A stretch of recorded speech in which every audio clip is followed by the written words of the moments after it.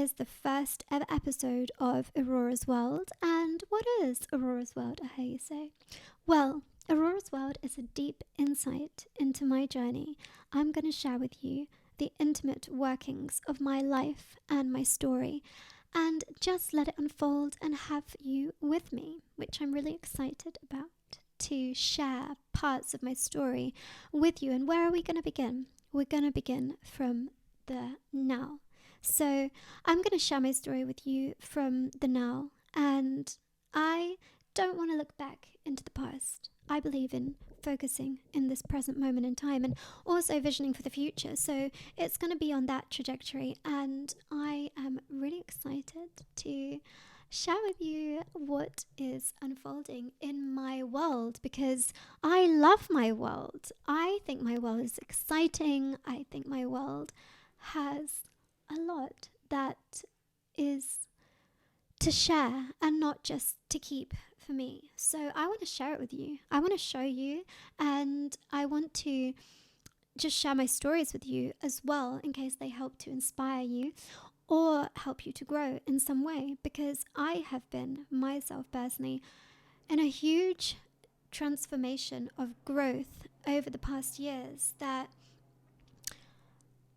I really attribute to taking bold steps within my life, and that's what I have done. So you're going to see it unfolding day by day and week by week, and it's going to be fun. So stay tuned and watch this space to find out more. So basically, today I am in London, and being in London honestly brings me great discomfort. I do not enjoy being in England. I was born in England, but I do not feel at home in England by any sense. And this is the longest period of time that I have been back in England since I left England many years ago. So this has been a really challenging process for me, and really intense. There's been some times I've been waking up in the night having nightmares. Just gotta get out of this place. And there are some people out there that love England. That's great for you. I'm glad you do. Some people love London, and I can see why. I can see why in some places why people love England. I mean, the Waitrose is great, and there's some other stuff that you can do here. But it's just not the place for me. Coming back this time, I tried so hard to make it my home again. Honestly, I got myself set up in an apartment. I was like, I'm going to stay here for a year, maybe 2.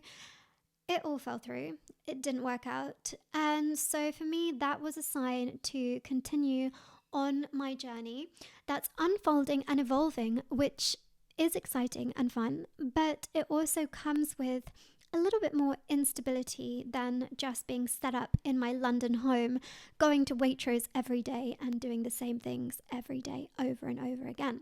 So, I am looking for that kind of stability in my life at some point in the foreseeable future, but it's not right now, and it's not here in England. So at least I know that now, and I'm here right now, but I'm off again. I'm leaving again in 2 days. I'm going back to Paris. I'm going to take all of my stuff back to Paris, put it in storage, have all my stuff back together again, because do you know how stressful and annoying it is to have all your stuff like scattered across countries? It's really annoying. And I'm just going to put it in there, and then I'm off again. So I'm going to be going over to Egypt for a few days to see the pyramids and do some other fun things, which I'm going to share with you. And then I'm going off to Athens, which I have not been to before. So I'm going over to Athens, and then I am going to be doing my winter journey, which I'm going to share with you as I go, so you can see it unfolding. Anyhow, I'm going to focus on the present, because that's what I said these podcasts were all about. They're focusing on this present moment in time, and also a little bit of visioning towards the future, but I really want to talk about what's on my mind right now. And so what's on my mind right now is really a few things. Moving, home, stability, love, relationships, and this crazy world. So what I think about home is that if you're like me and you have felt like at times you don't always belong, or that there isn't a place for you in the world, the truth is there isn't always, you're not always going to be in the right place at the right time all the time that makes you feel 100% at home and perfect, right? I think that there is a perfect place for that perfect time in your life, and that can change often depending on how much you are evolving and growing at the time. So say if you had like a spiritual awakening and suddenly you started to realize so many different things in your life, in your mind, from your childhood, that simply was not serving you, that wasn't for your best purpose, and you started to become so conscious aware of your surroundings and wanting to change all the things that you don't like, and realizing that you can have some say in your life, because often if you've come from a past where you've had your life controlled, you do not realize even you can have a say and direction in your life. When you start to tap into that, you can start to transform the energy, the layers of energy within your body pretty rapidly. So when you're going through those changes, watch a lot of things in your environment change and unfold. And so this is what really happened to me. I tried to stay here and the world was like, no, you're not done like doing the things that you need to do before you kind of settle down a little bit more. So going off on these journeys can be, ungrounding and curious, but through that process, you're going to find yourself a bit more, and you're also going to discover a little bit more of what is home for you, perhaps in this moment, or perhaps what is your home forever, or perhaps what is your home for like the next 5 to 10 years. So that process in itself, like just trying to discover where home is really important. Like, even though it can be very challenging and very difficult, especially if you have to go to another country, navigate another language, another culture, just everything is different. New people, new friends, new living space, it's a lot to take on, but all of those things are building blocks to help create you towards the person that you're driving towards to be. And sometimes it can take longer than expect, and sometimes it can happen very fast overnight. It just depends how hard you're working and how much you're opening up to things for this transformation. So my trip to Egypt, it's only going to be a short trip, but I am so excited to go there, to the pyramids, because I've not really had them in the forefront of my mind, but now that I'm going and things have been popping up about them, I'm like, wow, this is such an amazing place to discover on ancient history. And I've even been guided to several different books to read about the pyramids that talk about how potentially the earth was, how they were created and how the earth is created, and about ancient civilizations. And it's just really mad to think about, because if you think about your home and your ancestors as well, it also gets you thinking about, like, where did I actually come from, and from how long ago? Like, how far did they go back, right? So it's sometimes these things can just appear, these journeys that you need to make, and they're kind of like vision quests, in a sense that you're not going into the woods to actually do a proper vision quest, but energetically speaking, going to a certain place at a certain time when other people that are going to be there at a certain time with the energetic frequency of the land that it can be on can cause something to change, to shift a dynamic within your life. I call it kind of like changing timelines, right? Always switching up to a different timeline when it's needed. So it's like, taking those steps, you're going to reach a new era, a new space and time that you wouldn't have been able to reach if you just stayed sitting in your bedroom in London like this. So I am off and excited, and it's been like a very heavy time in England, not just because of the energy I feel in England. I feel like the energy of England is very heavy. Like, this is why I'm feeling so pulled down. Like, having traveled to many parts of the world, I know energetic frequencies of different places and different lands, and England is just like a lead rock. Like, it's so heavy. I feel heavy here. My voice is like trapped because it feels heavy, and I just want to get out of England. So basically, it's not just that heaviness. It's also a breakup that I've been processing. And it seems really strange because the breakup ended like quite a while ago. But I do believe that there are certain relationships that you can have in life that are tangible. So when you have sex with someone, or when you have a relationship with someone, you are exchanging energies. So your energies are getting all mixed together. And when that person has like energies attached to them or heaviness, that can get transformed onto you. So it kind of creates like these cords sometimes. And this really happens only with specific people I've found. Like, some people it doesn't happen with, there's nothing at all.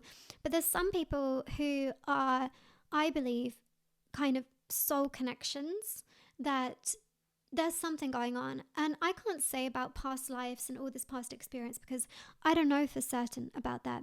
But in some way, you feel like you've known this person, or there is just like a bond after you release that person and go away from them. So I have been feeling this energetic bond that has been so very tumultuous in the energetic frequency between me and this person, because I don't know, like sometimes I even feel I can feel parts of their life and their difficulties. And if you are an HSP, highly sensitive person, then you're going to feel it. Like, you just are. And this is something I like to feel because I have a very good intuition and understanding of other people's feelings, thoughts, emotions, which allows me to navigate through the world, I think, in a more conscious way, but also a more knowing way from an emotional standpoint. But it's also a very draining aspect of the self, because you can sometimes take on other people's emotions and things that are not yours. So I have to wake up every day and try so hard to shift the emotions, to remove these bonds, to like release them from my life, to basically, whenever I have this heavy emotion that I know is attached to someone, or the feelings that I've had for someone, or a connection, I say to myself, okay, you know that this is like a ball of energy, like floating around. Okay, it is real, but it's not something that has to be real. It doesn't have to be attached to you. You don't have to feel it. So when I start to get that in my mind and saying to myself, like, I don't have to feel this emotion, I can actually put it outside of me and let it be gone from me, then I find myself getting free and released of this heavy energy much faster. And if I can't do that, then what happens to me is that I get very down. I feel like a weight is on top of me, that I can't leave my bed. Like, I don't want to get up. I don't want to do anything. And I let it kind of drag me down on like this downward spiral of emotions. And so having the power and the strength to be like, no, not today, bitch. You're not doing this to me now or ever. And actually realizing some of the energy belongs to someone else and you don't have to carry it is just very freeing. Like, you just have to, for your own sake, put yourself first. Find the strength to pull yourself out of that bed and say, it's not happening today. I'm not going through it anymore. It's not my energy. I'm releasing it. I'm releasing it.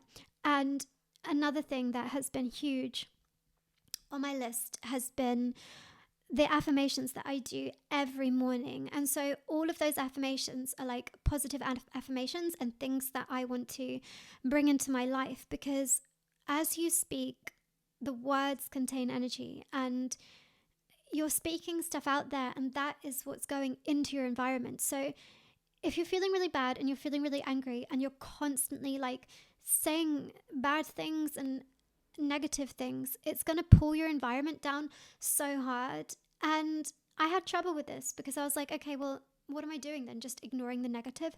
No, it's about releasing the negative and not letting the negative control your life. Like, even if you know the negative is there and it's part of you, it's like going against it. Like, even just standing up to it and being like, no, my day is not going to contain this crap any longer. It's not containing this crap any longer. And you know, when I've had the crap of my ex-partner weighing heavily on my life, like really heavily, it's been really frustrating because I've approached that person and I've said, look, I'm holding your shit. Fucking take it back. Just take this crap back, please. And they're just like, no, it's nothing to do with me. It's all yours. And it's like, well, okay, let this person just live in denial of themselves and their actions for their life, which I can't do, like, which I find so hard to do, because honestly, when someone does me wrong like that, I want justice. And the reason I want justice is because I don't want that to happen to anyone else either. And I know that it's probably happened to other women before me. So I'm like, I'm going to teach that asshole a lesson. I'm going to make sure he knows exactly what he's done. He needs to face the music. But it's impossible. That's going to drag you down even harder and longer, because often guys that are not willing to take any accountability, responsibility, or any part in their doings, or guys that just say sorry but it's a fake apology filled with nothing, just like, oh yeah, I'm so sorry, but there's nothing behind it, you know. It's not possible for you to change them. Like, they're only going to change once they learn the lessons, like, very hard. And I think there was one time where this guy who did me really bad, like, but he did not just me very bad, like, he did many women very bad, and it was all heard about through the town about, you know, how kind of fucking shit he was. And he did something that was physically bad to me, and I couldn't accept it. And I had to meet him in a restaurant, and I humiliated him in front of the whole restaurant. I sat there and I screamed at him in front of all the waiters and everyone in there, and I screamed at him what happened and what he did was wrong, because I knew that the only way that I would get through to that man at that point would be to go like hard in, like full force, and to do that. But I didn't enjoy doing that, and it was really a tough way to meet someone. But I was given the call that this person needed to have like a tough hearing of physical abuse to a woman, to anyone, is not okay in any time, circumstance, or whatever.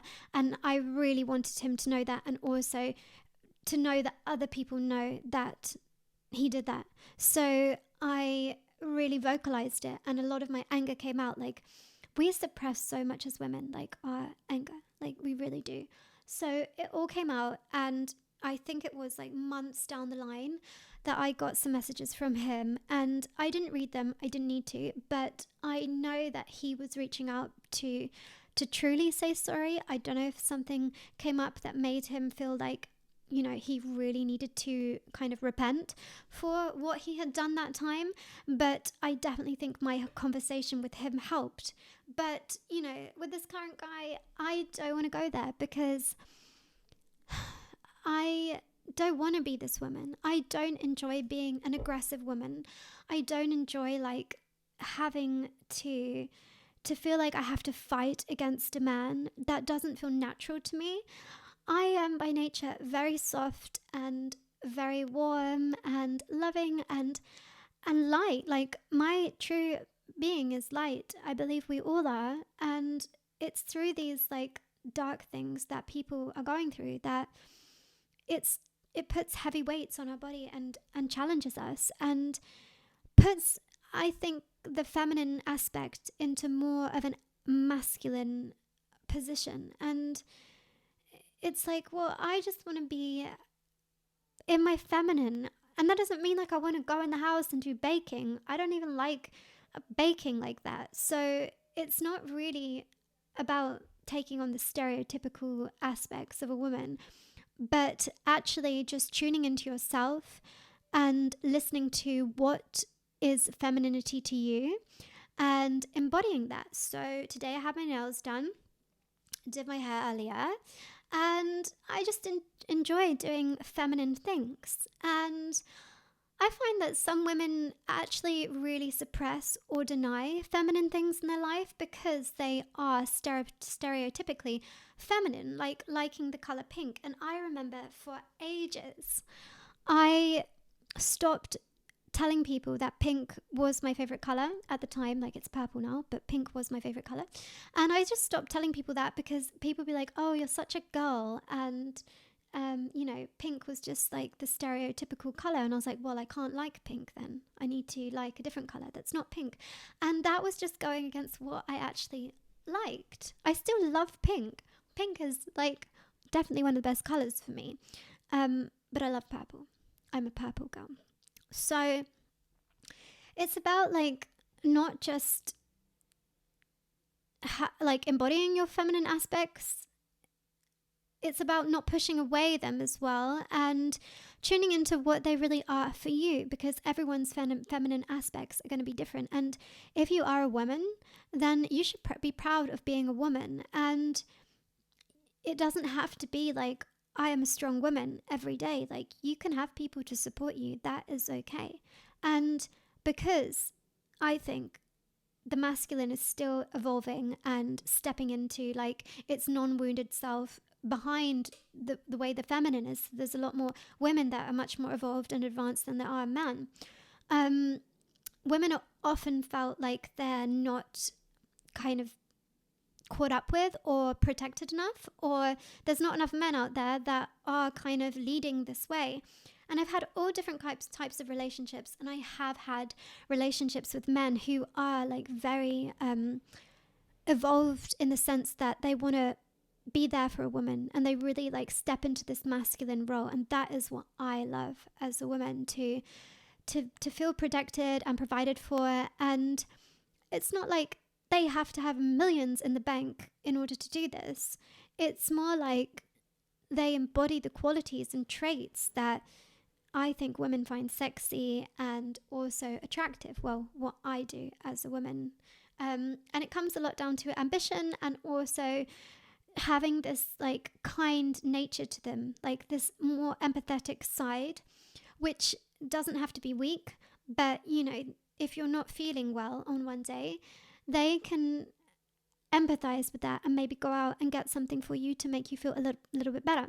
Now, I've had other boyfriends, partners, that if I don't feel well, they tell me just to get the fuck over it, or they kick me down the stairs or something. I don't know, like, they're just different types of men. And I definitely am more on the side of the one that can be more like, I say, gentleman, someone that's giving. And we do have to realize as women as well, if we are looking for a man that's in our kind of like not to-do list goals, what we want from the perfect partner, the ideal partner, because no one's perfect, right? I think we have to also start to embody that ourselves, in the sense of like looking at what the opposite is in a woman and thinking, are we doing that? Are we showing up as that? Like, is that kind of man that I'm dreaming of, a person that I'm dreaming of, gonna see me and also feel like this is the person that he is dreaming of too? So it's also like crafting yourself into stepping up into that level that you're searching for. And maybe it's not a super high level, maybe it's sky high, and it's like, well, you have to go there too, babe. You have to also advance yourself and get yourself on the way to going to where you need to go. So for me, this journey now is all about myself and not focusing on the other person, which is what I have been doing. I've been so energetically pulled and tied to this person that every day I have to keep waking up and saying like, I'm cutting off the energy. And it's hard. I was like, I really saw this person as potentially being my husband, someone I can create a family with and a life with. So having that extra element to it makes it even more difficult to kind of pull away from, because I've only had that, I think, with one other person in my life. And so, yeah, having that other element to it makes it even harder. But at this point, you have to not only work on yourself, but also give it up a little bit to God or to the universe, whichever one you prefer. And this is what I was saying as well about teaching a man a lesson. Like, we feel like we want to teach them this lesson, but we can't do that. We honestly can't. Like, if they're not on that way of like listening and being receptive, then they're not going to listen, even if you scream at them until you're blue in the face. Like, they're not going to listen. So you have to refrain in some way. Like, there's some things you can say, maybe they're going to take it on board, maybe or not. But again, we just got to leave it up to the universe and let them, let the universe or the world, God, do the thing. So leaving it up to God is where I'm at with it all now. And it's so hard. Like, I just honestly want to reach out to the person and tell them I love them, and I want to create a life with them and just see something so beautiful with them, because even through their like very difficult things that they have going on, or their challenges, or the things that I see that are like there to be healed a little bit more and do a bit more work on, I see who they are at the core essence of themselves, and that is the person that I have fallen in love with, and that is the person that I love. So it's so hard not to kind of create that fantasy from those aspects of this beautiful person, the true nature of this person. But I have to realize the other things do exist as well, and focus away from that. So I am going to stop it here, because I'm going to be doing this once a week, and you're going to see my journey as I go along, and it's got to be a few surprises along the way. So I'm going to do it in the moment. So here I am in London now, and you're going to see me again in the next place, where I'm going to share more with you on life stories and journeys. So sending so much love to you wherever you are in the world, and sending you a big hug and kiss. All my love.